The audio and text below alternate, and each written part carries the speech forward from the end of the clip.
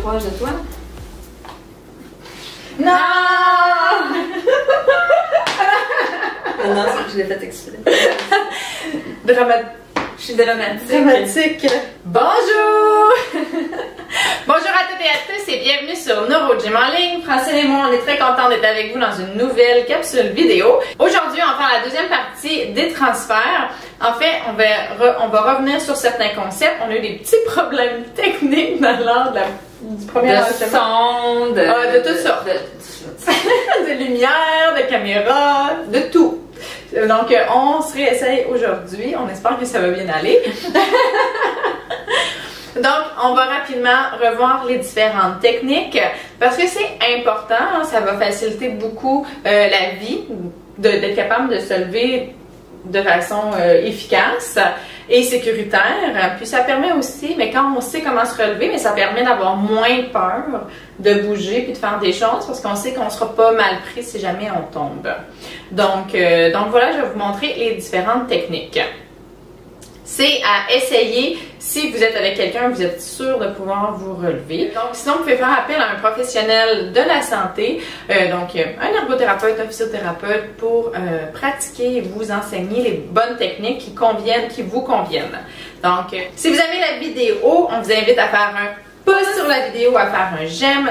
Si, vous pouvez également vous abonner à notre chaîne YouTube et nos différentes plateformes en cliquant sur le bouton s'abonner juste en dessous. Sachez que ça nous aide beaucoup, donc on vous remercie de faire partie de notre belle communauté. Et bien sûr, vous pouvez partager en grand nombre aux personnes que ça pourrait intéresser et aider. Sur ce, on s'installe, mais on part à l'intro et on vous rejoint dans un instant. Ok, excellent.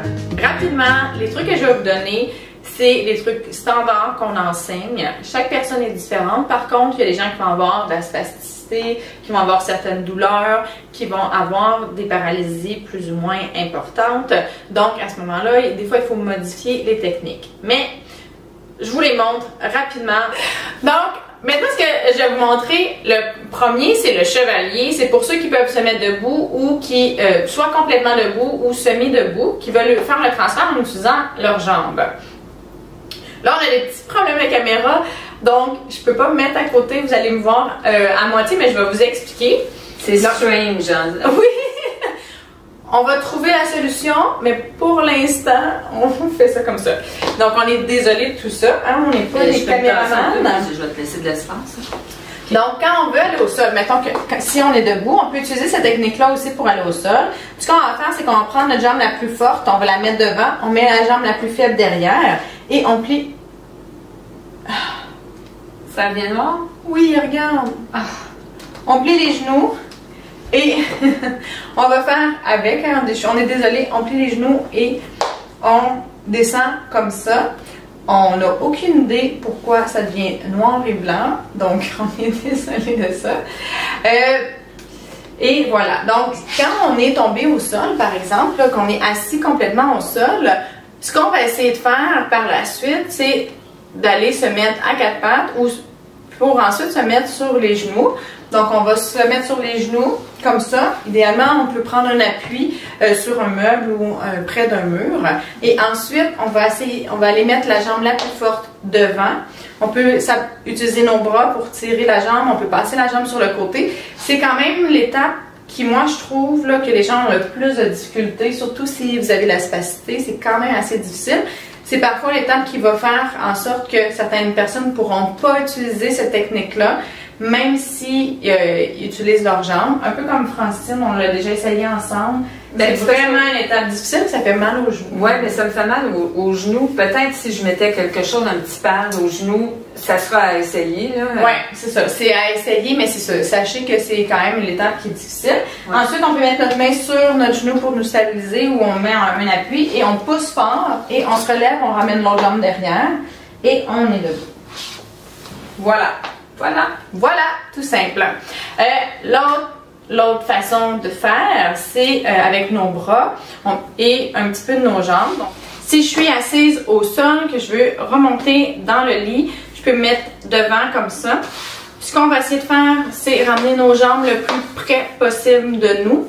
Et même si on est capable d'aller mettre un petit peu de poids sur nos jambes, donc on se balance comme ça, On met nos bras derrière. C'est sûr que ça, c'est quand même assez exigeant. Il faut avoir une bonne souplesse au niveau des épaules. Et là, on se tire. Et on peut pousser dans nos jambes si on est capable. On se tire, on se pousse vers le haut, on se tire et on amène nos fesses comme ça. Oui. Voilà. La même chose si on veut aller au sol. Et on se retient comme ça. On peut également le faire de côté de biais. Donc, on va faire un arc de cercle, une demi-lune avec nos fesses. Donc, si je suis au sol comme ça, je ramène mes jambes, vous allez peut-être un petit peu mieux voir. On va essayer de se mettre sur les jambes, nos jambes comme ça. Si possible, ceux qui sont raides, ça va être difficile, là. On met la main qui va nous pousser le plus près de nous, l'autre main assez loin pour avoir de l'espace pour nos fesses. Et là, on se pousse et on fait un demi-cercle comme ça avec nos fesses. On l'avait montré dans la première partie avec Francine. On peut utiliser en fait un matelas, un petit banc, un petit meuble, des fois pour faire un entre-deux parce que cette hauteur-là, c'est très haut et c'est très difficile. Il y a beaucoup de gens qui sont pas capables de le faire parce que ça demande vraiment beaucoup de force dans les bras, beaucoup de souplesse. Donc là, on peut le faire en étapes, mais c'est le même principe. C'est juste que vous allez devoir lever moins haut. Maintenant, je vais vous montrer en fauteuil. Donc, maintenant, je vais vous montrer sur le fauteuil roulant. C'est plus haut.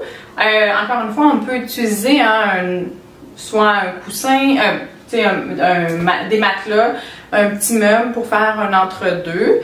Mais c'est le même principe. Donc, on va se mettre devant. Donc, si on est au sol, on ramène nos jambes. Et là, vraiment le plus loin possible, on se met collé sur le fauteuil. On va basculer, puis emmener nos fesses, notre poids sur nos pieds. On va chercher le fauteuil et là, on se tire. Donc, si on est capable d'utiliser un petit peu nos jambes pour nous pousser en utilisant nos bras, on peut faire cette technique-là. Sinon, une autre façon de faire, c'est de côté comme ça. Donc, la même chose. Toujours ne pas oublier de mettre les freins. Ah oui, mon Dieu, j'ai oublié. Toujours mettre les freins. De toute façon, dès que vous allez mettre votre... Si les freins sont pas mis, dès que vous allez mettre du poids, le fauteuil va partir. Vous allez vous en rendre compte. Certaines personnes, en fait, ça arrive vraiment souvent que les freins sont... soit que les pneus sont dégonflés, que les freins sont dévissés un petit peu et que les fauteuils bougent. À ce moment-là, vous pouvez le mettre contre un mur, vous pouvez demander à quelqu'un qui le tienne. Moi, honnêtement, je le tiens tellement chez beaucoup de gens quand ils font les transferts parce que ça bouge. Il faut faire vraiment attention. Certaines personnes sont habituées puis ils savent comment mettre le poids puis faire le transfert rapidement pour pas que le fauteuil bouge trop, mais prenez pas de risque, là, c'est quand même dangereux. L'autre façon de faire, c'est qu'on va se mettre de côté, puis là, on va faire le demi-cercle. Donc, on ramène nos jambes, comme ça. Encore une fois, on met un appui. Au sol, on va mettre notre autre appui, là, la main qui s'en va vers le fauteuil, sur l'appui-bras ou le siège le plus loin possible. On veut laisser l'espace pour nos fesses. On va se pousser sur nos pieds. Vous ne voyez pas bien, là, mais là, je suis en petit bonhomme sur mes pieds. Et on va se soulever et on fait une rotation avec nos bras pour arriver sur notre fauteuil. C'est une technique qui est quand même difficile. Moi, j'ai l'usage de mes jambes. Je peux mettre du poids sur mes jambes, puis j'ai un tonus dans mes jambes, donc mon bassin, puis mes jambes suivent, puis ils peuvent aider un petit peu. Pour ceux qui n'ont pas du tout de tonus dans les jambes, habituellement, on met une ceinture entre les genoux pour que tout suive ensemble.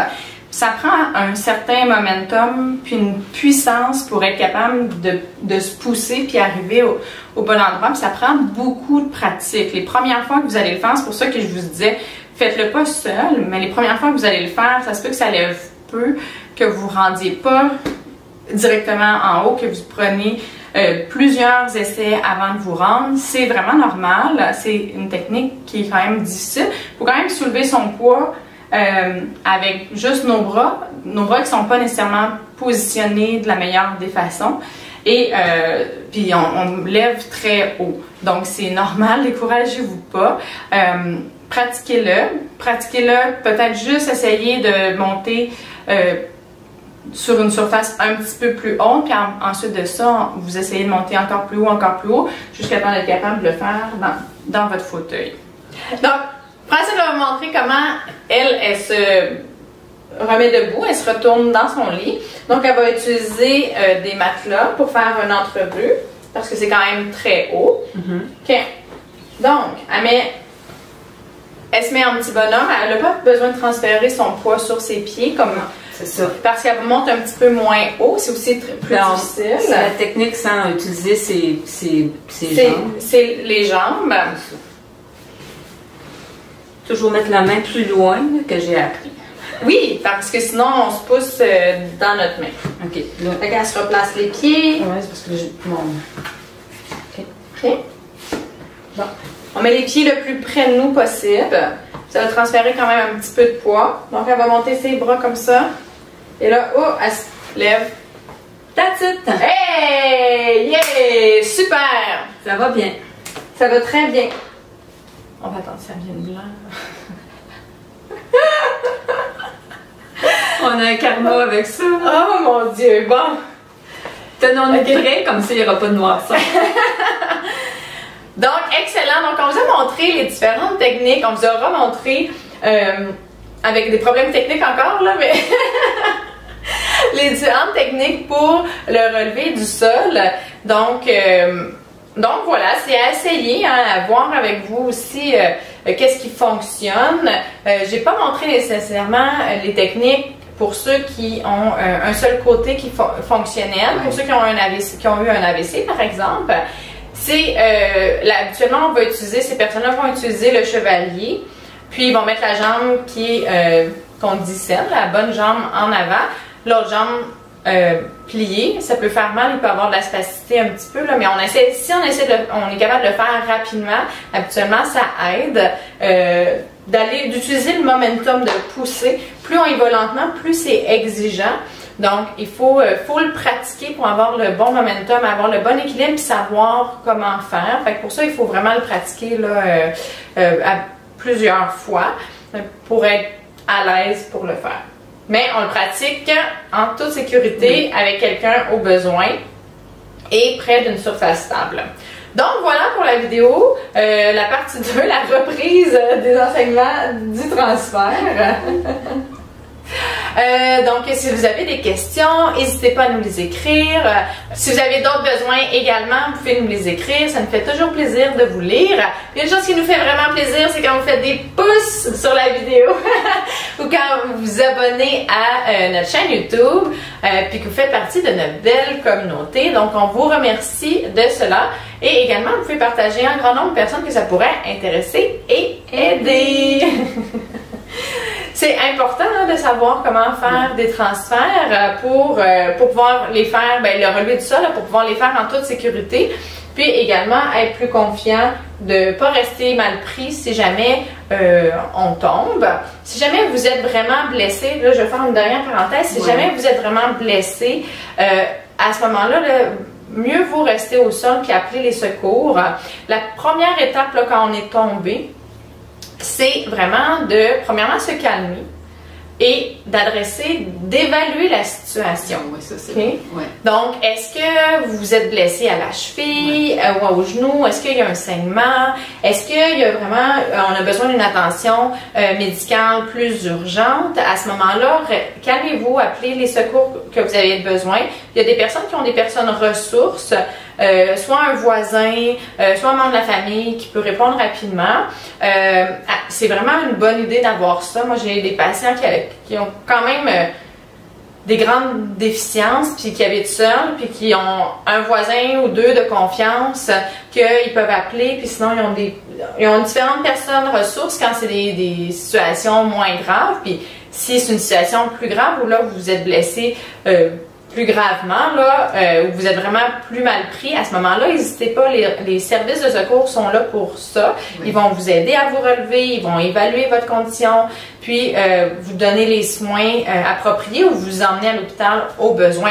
Mais sachez, je vous dis pas ça pour vous faire peur du tout, parce que la majorité des chutes résultent pas toujours en des grandes blessures, là. Surtout si on apprend à tomber, si on y va doucement, puis c'est la majorité du temps, c'est un peu comme ça que ça arrive, là, les chutes, on se laisse un peu tomber, puis là, à ce moment-là, vous allez être capable de vous relever, mais la première étape, là, c'est vraiment d'évaluer la situation puis de choisir la bonne stratégie pour vous.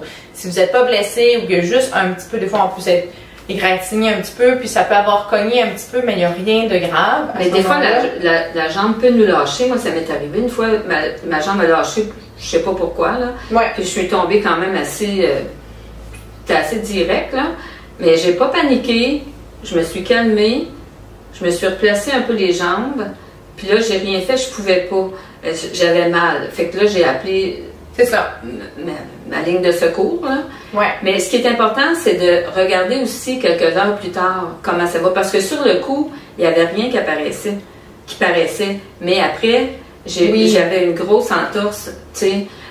Puis au début, il n'y avait rien, là. Mais ça s'est mis à enfler. Fait qu'il faut surveiller aussi par la suite, puis c'est important. Oui, tout à fait. Ben, c'est vraiment un bon point, en fait. Puis surtout qu'il y a beaucoup de gens qui ont des troubles de sensibilité. Donc, vous pouvez vous êtes blessé, mais vous ne le verrez pas nécessairement. Fait que là, à ce moment-là, oui, il faut regarder plus tard, puis consulter au besoin. Donc voilà. Donc, vraiment, c'est des choses à travailler. Ayez confiance en vous. La plupart des gens sont pas trop téméraires, donc ça va quand même bien. Donc, faites vos choses, faites attention, mais la clé du succès, c'est s'entraîner. Entraîner notre équilibre, entraîner notre force, puis pratiquer les transferts. Comme ça, vous avez tous les outils pour éviter les chutes puis pouvoir profiter de la vie pleinement. Donc voilà, donc c'est assez pour la vidéo. On espère que les informations vous sont utiles. C'est là pour ça, donc comme je l'ai dit, n'hésitez pas à nous poser des questions si vous avez besoin de plus amples informations. Ou si vous avez, vous, des façons que vous faites vos transferts, envoyez-nous vos vidéos. Oui, oui. Ça serait important, puis ça aide les autres aussi. Oui, exactement. Donc, chaque personne personnalise des fois là, la façon de faire. Donc voilà, sur ça, on vous dit un grand merci de nous suivre et on vous souhaite une excellente journée. On a hâte de vous voir dans une prochaine vidéo. Au revoir, à bientôt!